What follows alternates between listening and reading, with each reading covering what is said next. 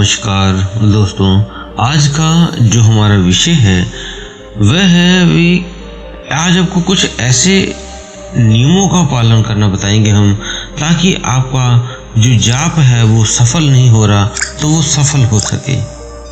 तो आपको किन नियमों का पालन करना होगा वो विस्तार से आपको पूरी जानकारी बताने जा रहे हैं, ताकि आप भी उस अध्यात्म शक्तियों को महसूस कर सके, अनुभव कर सके और उनका प्रयोग कर सके और आत्म ज्ञान को प्राप्त कर सके। दोस्तों, आप सभी का हम स्वागत करते हैं अपने चैनल में आत्मा से परमात्मा का सफर। तो दोस्तों, जो साधक हैं वो कुछ नियमों का उल्लंघन करते हैं, इस वजह से उनका जो अध्यात्म सफर है वो आगे नहीं बढ़ पाता, एक जगह ही रुका रहता है या और पीछे वो अध्यात्म में चले जाते हैं। तो सबसे पहले वो जिस आसन को प्रयोग करते हैं उसका बिल्कुल ध्यान रखना पड़ेगा कि वो आसन इतना बड़ा होना चाहिए कि वो उस पर बैठ जाएं और उसके सभी तरफ के किनारे बड़े हों, उस पर पूरा शरीर आ सके।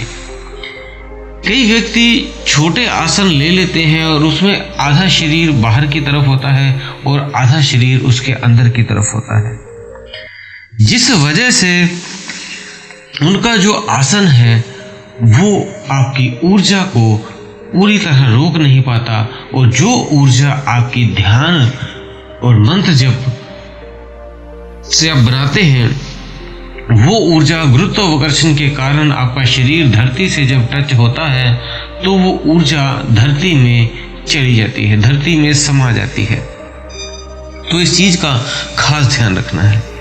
और दूसरा, जो आपने आसन बनाया हुआ है उसका ध्यान रहे आसन आपका जो कलर है वो, जैसे हम बार बार बताते हैं, रेड कलर का हो जाए, पिंक कलर का हो जाए, येलो कलर का हो जाए, मीन्स लाल रंग, गुलाबी रंग या पीला रंग, इनमें से कोई एक रंग का आपका आसन होना चाहिए जिस पे आप बैठकर ध्यान साधना करते हैं, मंत्र। और उसके बाद भी जब आपने उस आसन पे डेली एक गंगा जल आप रखें, मार्केट से आराम से पंसारी की दुकान से छोटी सी बोतल मिल जाती है गंगा जल की, शुद्ध जल होता है वो आप लें। उससे आप अपने जहाँ भी जो भी आसन जो आपने बनाया हुआ है जिस पे आप बैठते हैं उस पे छींटे लगा दिया करें, ताकि वो स्वच्छ ऊर्जावान हो जाए। तो ये एक आपने करना है रोज। और उसके बाद जब भी आपने अपने ध्यान पे बैठना है, अपनी गद्दी पे बैठना है, अपने जो आसन है उस पे बैठना है, तो उसमें कई बार क्या होता है, ऊर्जा अगर कम बन रही है या आपको ऊर्जा कम मिल रही है तो उससे पहले आपने बैठने से पहले अगर आपने कोई गुरु किया हुआ है तो उन गुरु को प्रणाम करें और अपने ईष्ट को याद करें। आपके ईष्ट आपके कोई भी हो सकते हैं, जिसको भी आप मानते हो, आप राम को मानते हो, आप कृष्ण को मानते हो, आप अपने गुरु को मानते हो, जिसको भी आप मानते हो उनको आपने प्रणाम करके उन पर आवाहन करना है कि वो आपकी सहायता करें ध्यान में। तो इस तरह से गुरु से और अपने ईष्ट से आपने प्रार्थना करनी है और उसके बाद आपने अपने जो आसन है उस पर बैठना है। उससे अगला पॉइंट है, जैसे हमने आपको बताया कि जब आप ध्यान में बैठ जाएं तो आपका शरीर हिलना नहीं चाहिए। कई बार साधक बैठते हैं और बार बार अपने कभी हाथ हिलाते हैं, कभी पैर हिलाते हैं, तो कभी फेस को हिलाते हैं। तो ऐसा ना करें। ऐसा क्यों नहीं करें? जैसे आप देखते हो दही बनानी होती है, तो दही बनाने के लिए आप क्या करते हो, दूध को अच्छी तरह उबाल के उसमें जो खटास है वो डालकर उसे ऐसी जगह पे रखते हैं जहां वो हिले नहीं, क्योंकि अगर दही हिल गई तो जो जाम आपने डाला है वो दही जमेगी नहीं।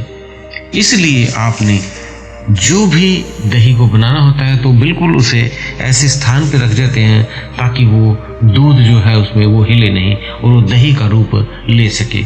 ऐसे ही आपके शरीर को भी अगर आपने उस दिव्य अनुभव करने हैं, उन दिव्य शक्तियों से जुड़ना है तो हिलना नहीं चाहिए।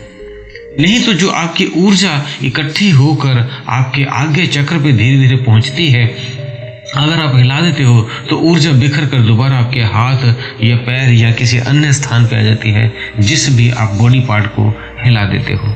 तो इसलिए ध्यान रहे कोई भी आपका पार्ट हिलना नहीं चाहिए, कोई भी आपके हाथ पैर उंगलियां कोई भी मूवमेंट नहीं करनी। जब बैठ गए तो बैठ गए।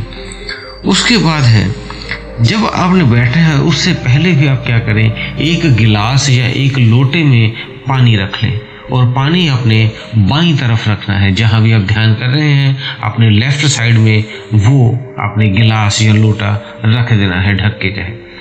उसके बाद आपने ध्यान करना शुरू करना है और ध्यान के बाद उस जल को आप खुद ही स्वयं ही पी लें, क्योंकि उस समय जब आप ध्यान कर रहे थे तो ऊर्जा वो एकत्रित होके आपके उस जल में भी आ जाती है और फिर आप जो जल को पीते हैं तो ऊर्जा आपके अंदर एक तरह से डबल ऊर्जा आपके भीतर एनर्जी आ जाती है। तो इस तरह से आप ये भी करें।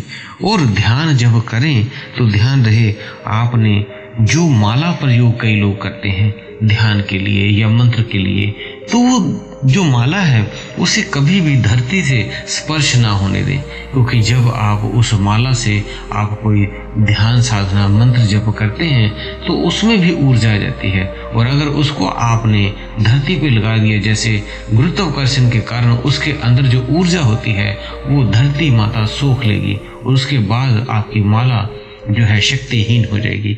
इसलिए उसे धरती पे प्रयोग ना करें, ना रखें, किसी कपड़े में थैली में ढक कर रखें, उसमें जब प्रयोग करना हो तब निकालें, अन्यथा उसी में फिर डाल दें। और जब भी ध्यान करना है उस समय आपने या तो नहा धोकर ध्यान कर लें या कम से कम हाथ पांव और मुंह को धोकर ही ध्यान में बैठें। ये इससे क्या होता है, एक तरह तो शुद्धिकरण हो जाता है और दूसरा आप जो स्वच्छ होकर बैठते हो आप ध्यान में गहरे बैठोगे। जैसे पैरों को धोने से आप गहरे ध्यान में जाते हैं, तो पैर हाथ और मुंह को धोकर आप ध्यान में बैठें।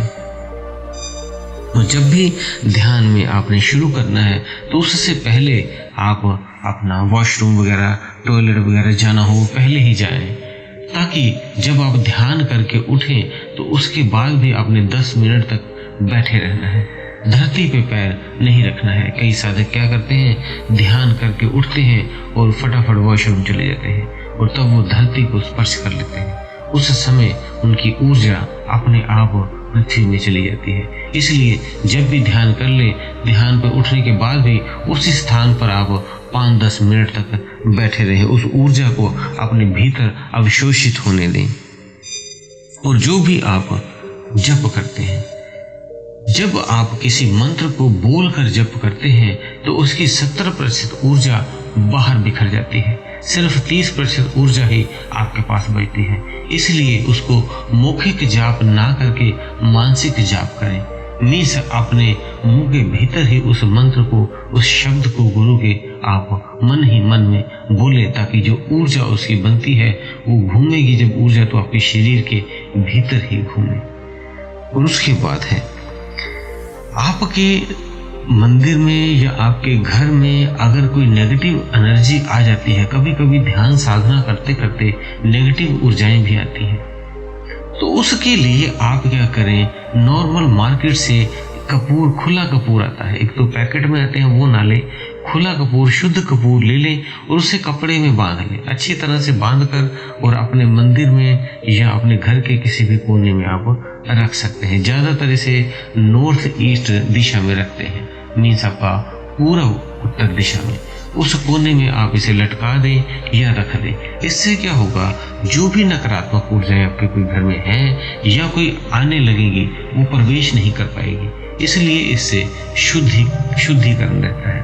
तो ये एक आपने कपूर जो है, ये वैसे भी पुराने लोग मंदिरों में जलाते थे या वैसे घरों में रखते थे ताकि ये नकारात्मक ऊर्जा ना आए। तो ये आप ये प्रयोग कर सकते हैं।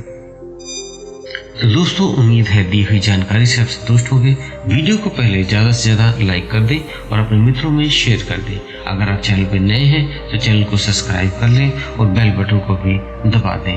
और अगर आपने हमारा फेसबुक और इंस्टाग्राम फॉलो नहीं किया है तो उसका लिंक डिस्क्रिप्शन बॉक्स में दिया है, वहां से जाकर कर लें। इसी के साथ हम विदा लेते हैं। धन्यवाद।